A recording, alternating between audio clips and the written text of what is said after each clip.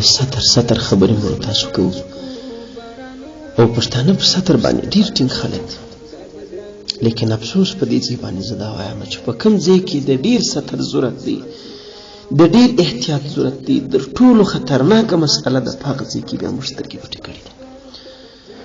په هغه ځای کې بیا د غفلت نه کار اخیستل کېږي، په هغه ځای کې بیا د خلکو کورونه خراب شوي دي. هغه کوم ځای دی؟ تاسو د علماو څخه د مسحرت په باب باندې څه اورېدلي دي که نه؟ ستر اول د کور شی دی، شروع کوي بیا هم د کور نه بیا بیابان ته وځي، او په کور کې چې څونه خطر درته پیښیږي دغونه په بیابان کې نه درته پیښیږي. اگر بالفرض و تقدیر الله تعالی دې زموږ ستاسو د کورو حفاظت وکړي، الله دې زموږ د عزت حفاظت وکړي.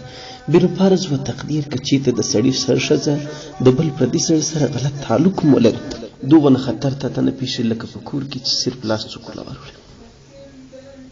هغه څنګه علما لیکي که چېرته خو سر خپلې مږور ته لاس واړوي په شهوت باندې، مسلې خو هلته پرېږدي چې نن د کور اوسه دا ټکي راپورته کېږي. الله اکبر، چې زما سره 6 میاشتې زما خو سر یو ځای سوی دی، زما خاوند په ویبان کې مسافر په ایران کې ناست یا په ترکیه کې ناست یا په فلانه کې ناست، زه چې راوت سوی یم قسم د الله درته اخلم ما ته خپله چا وویله څنګه د تاسو ته دا خبره وکړم چې زه راوت سوی یم، زه دغسې نه یم پاتې سوی.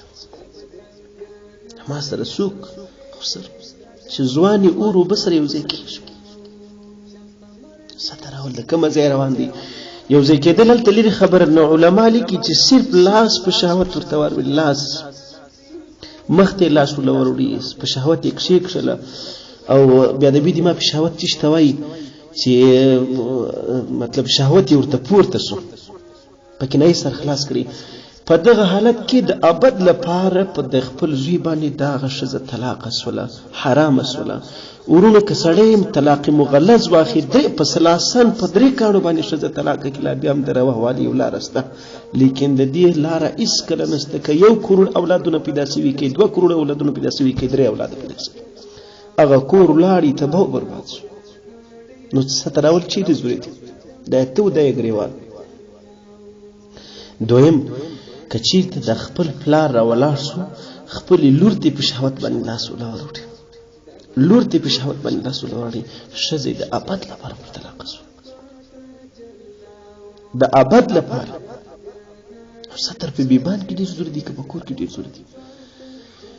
همدارنګه علما لیکي د هغه چا لپاره چې دریشي یا ټایون په بهر ملکو کې اوسېږي یا دا شی استعمالوي، څو ځله دې باره کې پوښتنه شوې ده چې موږ په لمونځ کوو، کوو دا کوو، څرنګه دي دا بیا د بیدي ډېره معافي که په دغه کې د زنانه اندام مخصوصه یا دغه رقم د زنانه چې کوم غریزه عورت دی دا معلوم سي او پلار هغه ته په شهوت وګوري، علماوي حکم یې د هغه دی، بس دا پر حرامه سو خپله ښځه د ابد دپاره د څو انسانانو زندګۍ به تباه کړي. زما قدرمنو مسلمانانو علماو در دې اند لیکلي دي که د شپې په یوه خونه کې انسانان سره ویده وو، پلار د لوڼې دی او د رقم ښځې ده، په خپلې ښځې پسې د شپې ګرځي، په خطا کې لور باندې لاس ومښتي، په خطا کې پر لور لاس ومښتي، په خطا کې لور یې د ښځې ابد الابد لپاره پر حرام شو، په خطا کې لاس پر ومښتي، مخله لاس وروړه راکش یې کړي، نه پوه یې کړه چې ته راسه پلانه. عزیزانو چې قصدا څوک داسې وکړي دا خبرې ستاسو در غوږونو دې ورسېږي چې دروازې دې تخته کړم دا یې وکړم ور اوبه سره یو ځای کېږي ټول ګشات سره. همدارنګه زوی راولاړ سو، مور یې ځوانه ده، مور یې خپلې مور ته په شهوت لاس ورله وروړي،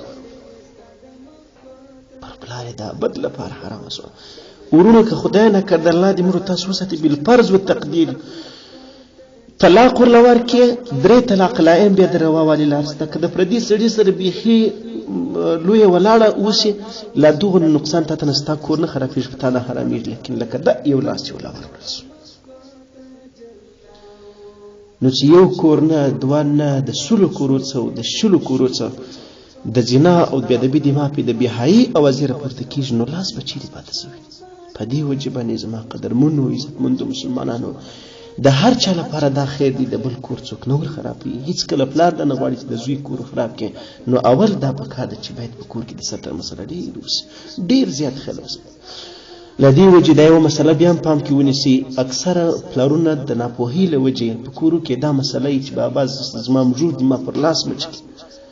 په ډېرو کورو کې دا مسله ده. زما زړه د دغسې چې زړه مې ځینې چې وي نو دا مسله چې دا په لاس باندې مچ کړي که په دې لاس کې ګرم سو ورته مطلب لاس یې خوند یې ورله ورکړي مطلب کرنټې مازې ورلی بدن ته چې څنګه پوست داسې دی ولاړې او خامخا لازمي دا کېږي چې هغه د ځوان دي ښایسته دي سینګار دي کړي سترګې دي تورې کړي ښایسته جامې د عطرو بوی دې پر ګرځي او د دې دې په زړه کې څه ورته رانسي. ناممکنه د اور اوبه نه سره یوځای کېږي. دارنګه که چېرته خاوند راولاړ سو مطلب سړی راولاړ سو د خپلې خواښې ته یې په شهوت کې لاس ولورلو ولاړه خبره ښځې د ابد لپاره پر حرامه شوه. خواښ شهوت باندې لاس خو څه کوي چې ورسره یوځای سوي هغه څنګه کوي؟ تاسو نه دي اورېدلي؟ ستاسو د غاړې بندي ابغالي وایي چې بابا زموږ څه دا غلطي سوې ده زما خواښې زه نه پرېښولم پلان زه نه کولم ما وایي چې ستا لور ورته راوت کړی دی که تا ځان ورته راوت کړی دی. دا مسلې چې کوم ځای کې ډېر ضروري دي دی په خپله سر په خلاص کړي چې په شهوت لاس ورلول لپاره حرامه کې بېادبي دي ما په بېحایي ورسره کړي کې مخکې ورسره کړي بس دا ښځه ابد الابد لپاره پر حرامه ده بیا نه پر حلالېږي. د دې بل لار نشته. ناروا ده په کور کې ورسره تېرولې ژوند ناروا دي که اولاد یې کرسي بل ځله جلا دي. د دې د لواوالي یوه لار هم نشته. بیبان کې دومره خطر نه درته پیښ لکه په کور کې. نو په لحاظه د دې ځان وساتئ چې خواښې ته لاس ورکړي په لاس روغواړ سره کوي مر قبول کې خو نه ده. په خوله ورته وایي ستړی مه شي. مور څه ځان وساتي. مور دې خپل اولاد ته لاس نه ورکوي. پلار دې د خپلې لور لاس نه نیسي. روغبړ دې په خوله ورسره وکړي خو سر دې د خپلې مژور لاس نه نیسي. خطره پکښې کې د نقصان د کور خرابېدل پکښې په خبره پوهېږي که نه پوهېږي. ناپوهي معتبره نه ده. دا خو هغه مسلې دي چې زده کړې په هر نارینه او زنانه باندې فرض ده.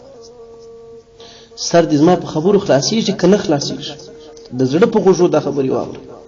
په والله ستاسو د خیر لپاره دي زما د خیر لپاره هم دي. د هر مسلمان د نارینه او زنانه علما لیکي وایي که چېرته لور مطلب چې غټه سي تعلیم ورکړي قرآن پې یادول ضروري دي که دا ورته ښه دي چې ته نور علم په زده کړي. علما فرمایي د ځانه د ګېډې نه یم درته لګیا چې په دې لور باندې د هغه ژوند او زندګۍ مسلې چې حلال او حرام ورته معلوم سي دا د قرآن د ریاد ورته ډېرې غوره او بهتره دي. زموږ غاړې په دې باندې بندي بعضې هغه علم چې د هغو زده کړه په موږ فرض عین د فرض عین هغه موږ نه دي زده کړي لکه په هغو کې یو دغه مسلې دي. نو صحابو به داسې کول د احتیاط لرو خپل غټان اولادونه به کور ته نه پرېښول. عبدالله بن عمر رضی الله عنه مبارک د عمر فاروق رضی الله عنه مبارک زوی دي. په مسجد کې به ژوند تېراوي بل یو جلا کوټه په هغه کې به ژوند تېروي کور ته نه پرېښول او نه به صحابه د خپلو اولادو کورونه چې وادونه به کړي وو چې ضرورت به نه ولو ورتلل به نه ستر یې دونه خیال ساتي هغه دې مسلو ښه پوهېدل. د دې وجې که به خپل اولاد ته واده ورکوي کور به ور جوړوي نو کوشش به دا و چې جلای او په یو نمره کې یو خو ضرورت یې نو هلته د خسر دپاره د مژور لیدل جایز دي. عمر فاروق رضی الله عنه مبارک څونه لوی سړی یو ځل وی روایتو کې راځي د کور پر چارچوب د دروازې پر دې چارچوب ناست دی. عثمان غنی رضی الله عنه مبارک د ستیر صحابه په کوڅه کې ناست نه درلودله نقش نستل امام الانبیاء بنه کړی ول چې تیر شو د اخوا چې راځي بارے پښتنه جن وکړه چې امیر المؤمنین د څنګه ناست هغه ورته ویل تراسه قربان سم نن زما لور ام المؤمنین حفصه رضی الله عنها د نبی کریم علیه السلام کور والا هغه زموږ کره کور ته یوازې ده نو زما ښځې یو خواته تللې ده له دې وجې زه دلته په چارچوب باندې ناست یم زه کور ته نه ورځم.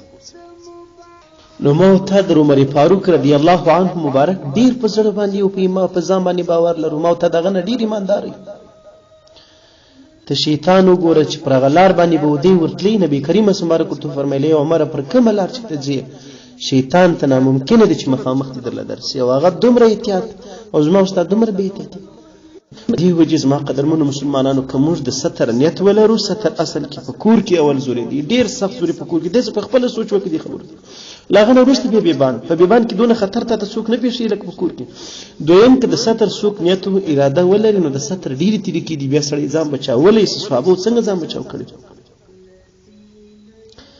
ځان بیا بچاولی شي. زما قدرمنو مسلمانانو شیطان څونه پر موږ تاسو غالب دی. احتیاط کوئ خدای نه کرده یا خواشه ته لاس وروړي خپل زندگی به دي تباس یا خو سر خپل مجور ته مجور پیژنې کنه د ازوی شته دې ته لاس وروړي پر ابد پر حرام کړه یا زوی مور ته لاس وروړي ابد پر پلار باندې حرام کړه یا پلار لور ته لاس وروړي قسم د پلار او د لور د بیاهي اوازې دي نو احتیاط کوئ دا ټول خبرې ستاسو لپاره دي دا مسلمان لپاره دي او د الله تعالی د رضا لپاره دا خبرې ډېرې عامې کړئ چې هر مسلمان په خبر شي دا دغه خبرې دي چې په موږ زده کړه فرض ده پر نارینه او زنانه سبب د سړي کور خرابي او په شریعت کې نه خبرې ته اعتبار نشته څولې خبر نه ځان تاسو دې باندې زموږ غاړي باندې دي چې نه خبرو ځان او زما قدرمنو مسلمانانو که چېرته تاسو غواړئ چې له موږ سره په دې باره کې رابطه ونیسئ زموږ دغه نمبر دی 0310 809 بیسیم نمبر دی 080 888 او که چېرته تاسو غواړئ چې موږ سره په ګروپانو کې د واتساپ شامل سئ زموږ د پاکستاني نمبر ته پیغام پرېږدي په اول ځل پیغام خپل اتوماتیک ټلیفون لینکونه تاسو ته درلیږي الله مو خوشحاله کړه په هغه لینکو کې به په یو کې ځان داخل کړئ